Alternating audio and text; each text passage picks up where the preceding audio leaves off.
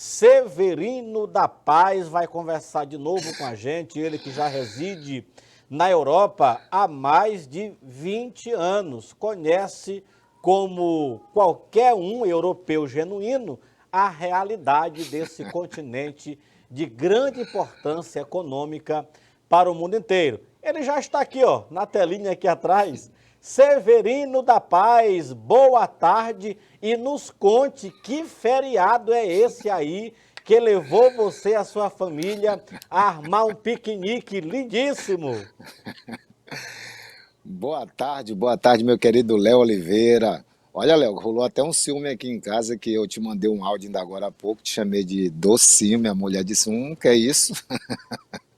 Mas enfim, né, tudo em prol de um bom trabalho. Boa tarde a todos os telespectadores da Estação Nil, da Estação Web TV Maranhão Brasil. Hoje a gente tem um feriado aqui na segunda-feira, da continuação das festividades de Páscoa, né, da Semana Santa. E antes de mais nada, Léo, gostaria de parabenizar essa linda encenação que eu acabei de ver na reportagem do Léo Nildo, né, na cidade de Rosário, uma encenação muito linda e, como você disse, um ponto de reflexão, aliás, vários pontos de reflexões que a gente deveria parar um pouquinho para poder realmente refletir sobre isso. Até porque eu costumo falar, meu amigo, que a gente não deve se prender ao calendário para a gente fazer o que teríamos que fazer todos os dias. Ser bons filhos, ser bons pais, ser bons amigos, ser um bom cristão, ser um bom cidadão e ser pessoas de bem.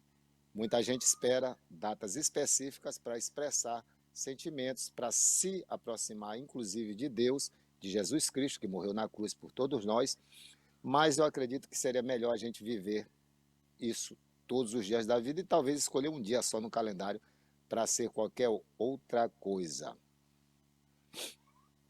Severino da Paz, já está dizendo Severino da Paz, olha, de você que a Ucrânia e a Rússia precisam, viu? É de paz. Caramba! Severino, nos atualize aí falando sobre Rússia e Ucrânia, como é que está aí a guerra? A gente ouve falar aqui, é claro, pelos meios de comunicações, que a Rússia intensificou o ataque à capital Kiev.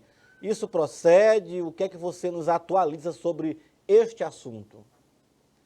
Olha, Léo, pelo que eu tenho visto nas redes de comunicações suíça, os ataques continuam cada vez mais intensos. A Rússia não está com disposição alguma de ceder ou de fazer uma proposta que seja realmente uma proposta viável, né, para acabar com essa guerra, até levando em conta que, se você bem lembrar, quando a Rússia quis abrir mão de um espaço humanitário, um corredor humanitário para os ucranianos fugirem da guerra, esse corredor levava os ucranianos diretamente para a Rússia, que é quase uma coisa, vira até uma piada pronta, né?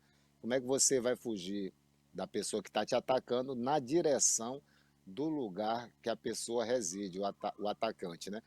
Eu acredito, Léo, como a maioria dos europeus, que essa guerra não vai se estender realmente por um bom tempo. Como na última vez que nós nos falamos, né, aqui através da Estação News, eles marcaram uma data para 9 de maio, mas é uma data basicamente simbólica, né, como um dia D, né, D de só Deus sabe do que, para cessar os ataques. Ninguém acredita nisso. O que a gente acredita é que os ataques vão cada vez mais se intensificar para que a Rússia possa cada vez mais conquistar mais espaços dentro da Ucrânia e tenha mais poder de barganha nessa guerra, principalmente para dar um desfecho para ela, porque depende basicamente hoje da Rússia.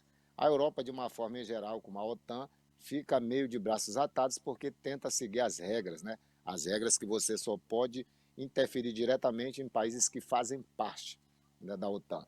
Então, como a Ucrânia não faz, a OTAN está achando outras maneiras, inclusive, de fornecer armamento de uma forma bem delicada, né? Uma forma bem tranquila, mas, sobretudo, tecnologia. Outros países já estão começando a tentar antecipar a sua entrada na OTAN, como a Finlândia, né?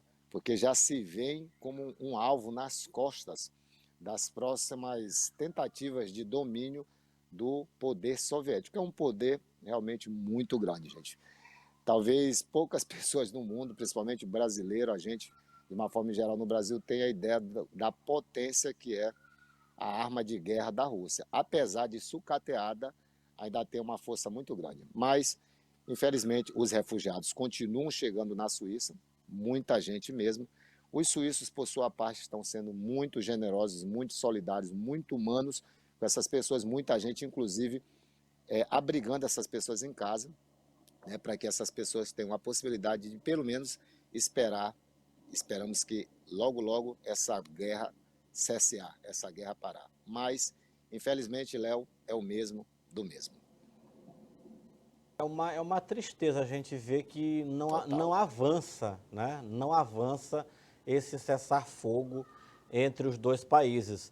Léo, posso Porém, fazer tem só um chamado adendo? a atenção do mundo, Severino, o poder de resistência da Ucrânia, né? Sim, sim. As autoridades russas já chegaram a noticiar cerca de 15 mil soldados russos que já foram abatidos no campo de batalha. Isto é um sinal, é claro, indiscutível da resistência dos ucranianos, não é isso, Severino? Com certeza. Eu não sei se o Léo sabe, né, ou os telespectadores, eu fui oficial do Exército no Brasil, segundo tenente. Sou hoje oficial R2, né, da reserva não renumerada. E o que está acontecendo na Ucrânia é o que a gente aprende também no Exército, né? É difícil você invadir um país se você não tem o apoio daquela população. Países que se foram subjugados com mais facilidade foi porque a população realmente estava querendo ser libertada, por assim dizer, de alguma forma. Como não há essa necessidade, porque nunca houve uma necessidade do povo ucraniano se livrar do seu próprio governo, então essa resistência e essa guerra urbana ela tem custado a vida de muitos e muitos milhares de militares russos. Esses 15 mil, Léo, talvez sejam só os números que a Rússia queira que o mundo saiba, para que também o russo não saiba o quanto está sendo mortal essa guerra da Rússia contra a Ucrânia, com o poder militar que a Rússia tem, mesmo assim padecendo, porque a Ucrânia não tem aquele poder bélico, né, para ter uma guerra convencional, realmente não tem condições de ter uma guerra convencional contra a Rússia. Então, o que está acontecendo é essa estratégia de guerra urbana, que é o ucraniano, de uma certa forma, deixa o russo adentrar algumas cidades, alguma parte do território. Quando ele se estabelece, quando eles mais ou menos se tranquilizam, o ucraniano revida, o ucraniano vai para o embate, para o combate, porque uma guerra convencional, realmente, a Ucrânia não teria chance nenhuma. Se o russo também aplicasse todo o poder bélico, a guerra ou a Ucrânia já teria há muito tempo acabado. O adendo que eu queria fazer, Léo, é em relação até, inclusive, à Segunda Guerra Mundial, que teve uma época na Segunda Guerra Mundial de Natal, que eles até fizeram uma trégua, pelo menos para as pessoas tentar ter um momento de paz, ter um momento de contemplação, né, de esperança. E a gente está vivendo uma Semana Santa realmente sangrenta em alguns lugares do mundo. E, infelizmente, gente, para quem está nos ouvindo, nos assistindo, infelizmente não é só na Ucrânia, existem guerras em muitos outros lugares do mundo, mas, enfim, no momento, a guerra é na Europa, né? Severino, agora vamos falar de uma outra guerra, é claro. Nós estamos prestes a, através de nossas mãos, decidir os próximos 4 anos de nossa nação brasileira. E a eleição aqui está bem definida, a polarização entre Jair Messias Bolsonaro, o atual presidente da República, e o ex-presidente Luiz Inácio Lula da Silva, que até algum tempo atrás estava encarcerado. Qual é a visão de um brasileiro no exterior em relação ao Brasil, nesse quesito polarização entre os dois? Qual a sua visão como brasileiro residindo fora de nossa nação? Olha, Léo, muito obrigado pela pergunta, pelo questionamento. Inclusive, nós lançamos, né? Vocês lançaram, eu fiz essa ponte daqui com esse quadro com Marcelo Simões, que chama-se, ou vai chamar-se, Contraponto, e muita gente talvez não entendeu que a ideia do quadro não era fazer comparações entre Suíça, a cidade, o país, a cidade de Zurique, que é a Suíça, em relação a Rosário ou qualquer um outro lugar no Brasil. Justamente por isso nós chamamos de contraponto, para a gente fazer o quê? Um ponto de reflexão, para as pessoas entenderem que sim, apesar de ser Rosário, apesar de ser algum interior no Brasil, é sim possível a gente ter qualidade de vida. Porque se tem um problema que o Brasil não tem, é de falta de dinheiro. Falta dinheiro porque muito dinheiro realmente é desperdiçado. O desperdício no Brasil é muito grande, mas enfim. O que eu vejo em relação a essa polarização é uma grande tristeza do brasileiro. O brasileiro, nas últimas eleições presidenciais, votou com o voto de ódio, né, que muita gente disse, e talvez nessa eleição atual, que vai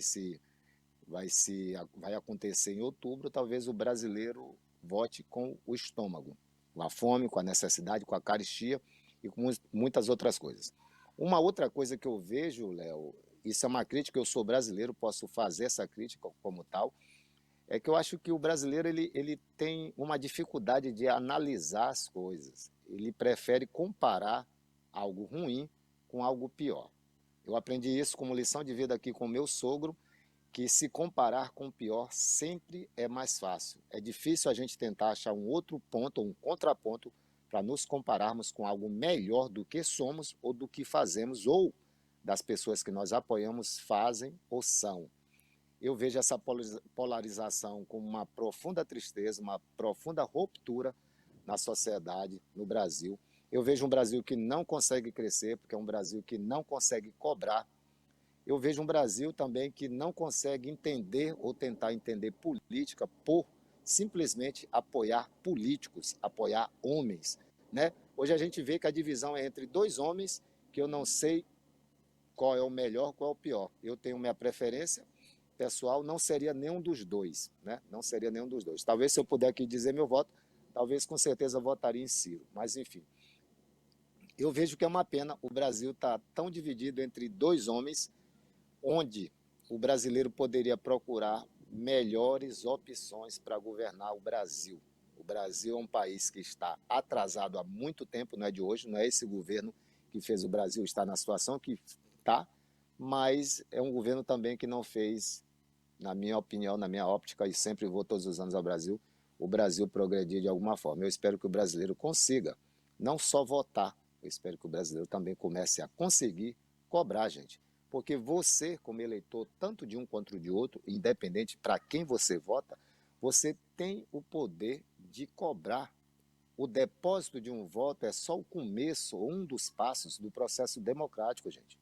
Então não pode ser por eu gostar de Léo, o nosso repórter que está aqui falando comigo, não pode ser porque eu gosto de Léo, tenho alguma admiração pelo Léo, que eu acho que o Léo poderia ser o presidente do Brasil, um grande político, um homem que me representasse. Eu acho que o brasileiro está muito preso a bandeiras, e uma bandeira só não governa e nem cuida de um Brasil tão grande, um Brasil tão continental e um Brasil tão sofrido. Porque, como nós sabemos, e principalmente o Léo, como um repórter, uma pessoa que está antenada em muito do que acontece no Brasil, esse Brasil que o Brasil vê sofrer de uma boa e certa forma, é o Brasil metrópole, é o Brasil grande, é o Brasil que está em evidência, é Rio de Janeiro, São Paulo, Brasília, Minas, as grandes capitais. Mas existe um Brasil, gente, que está padecendo de tudo, que é o Brasil profundo. Aquele Brasil que ele só é visto por um espaço de tempo muito curto, né? Que é o tempo da eleição. É uma tristeza a gente ver tudo isso. É uma tristeza, inclusive, para o rosariense ter um prefeito. Me desculpem aqui, mas me pediram minha opinião, eu vou dar minha opinião, sem nenhum tipo de ligação partidária. É uma pena a gente ter um prefeito em Rosário envolvido em escândalos sobre um tema que é tão caro à comunidade, não só de Rosário, mas à comunidade brasileira, que é a educação. É uma pena a gente ver o cinismo das pessoas não serem homens suficientes para assumirem os seus erros, como a gente diz aqui na Suíça. Peça desculpa, diga que você errou e a coisa acaba. Não, as pessoas inventam, criam um muro de desculpas para tentar justificar um erro. E dois erros não fazem um acerto. Eu espero que o povo brasileiro esse ano aprenda não só a votar, que eu acredito que até saiba, mas aprenda a fiscalizar e cobrar. Se todo o poder emana do povo, eu acho que o povo ainda não conseguiu exercer esse poder que está em suas mãos. Eu sei que a gente custa conversar, é claro que o tempo passa bem rápido aqui no nosso Com quadro, certeza. mas é assim, eu até estava dando um exemplo um dia desse, quando você tratou sobre a questão da prefeitura aqui, ou do prefeito aqui de Rosário, né? Que infelizmente levou a cidade de forma negativa a nível nacional e agora vejo que até a nível mundial, você que está aí Com na certeza. Suíça já está por dentro do assunto, é claro. Mas é aquela questão, as pessoas sempre dizem assim, deixa passar os 4 anos. Ele foi eleito para passar os 4 anos, então deixa o rapaz passar os 4 anos. Mas eu lembrei de um detalhe, Severino. Um jogador de futebol, ele é escalado pelo técnico para jogar os 90 minutos, certo? Em tese, Sim. jogar os 90 minutos. Mas se esse jogador quebrar as regras no campo, ele é suscetível a cartão amarelo ou, na pior das hipóteses, cartão vermelho antes do término do jogo. Isso faz parte, não é isso, Severino? Com certeza. Eu acho o seguinte, eu acho que manter uma pessoa de péssima índole, eu acho que um péssimo cristão, porque o que a gente vê também, Léo, é muitos desses políticos, inclusive esse prefeito, se eu não me engano, Calvé Filho, algo assim, do tipo, todo mundo se refugiar ou se entrincheirar no cristianismo, né? Parece que o cristianismo só está servindo de álibi para essas pessoas. São 4 anos, sim, a pessoa foi eleita para 4 anos, mas como o Léo fez uma metáfora muito boa com o futebol, gente, se você joga mal, você tem que ser expulso. Se você joga mal, como o Léo disse, você pode sofrer primeiro uma advertência, e se você continua jogando fora das 4 linhas, a expulsão é o caminho certo. E outra coisa, reincidentes, eles não devem ser perdoados, né? Às vezes você até deixa de ser convocado novamente para a seleção do seu país ou para o time que você defende. Eu espero mesmo, isso eu digo de coração, porque é triste ver a cidade de Rosário, ver o estado do Maranhão, porque está vindo muita coisa à tona no meio de toda essa tramóia, muita coisa à tona sobre o estado do Maranhão, sobre tanta maracutaia, e é uma tristeza a gente ver o nosso estado, a cidade de Rosário, ocupar as manchetes nacionais e, de uma certa forma, internacionais, de forma tão negativa. Eu tenho certeza que Rosário tem coisa muito melhor para oferecer e eu espero sim que o povo de Rosário dê um cartão vermelho para quem rouba do seu povo, principalmente o futuro, que é a educação. É isso aí, Severino, como sempre, muito maduro, muito feliz nas suas colocações. Mais uma vez agradeço aqui a sua indispensável participação. Nosso abraço e agora as suas considerações finais. Muito obrigado, Léo. Muito obrigado a todos os telespectadores. Uma feliz Páscoa, mesmo atrasada para vocês. E para me despedir realmente desse povo maravilhoso, esse povo de Rosário. Rosariense, votar, vocês sabem. As necessidades que o Rosário passa, vocês sabem. Agora é a hora de saber tirar e separar o joio do trigo. Prefeito ruim, cartão vermelho para eles.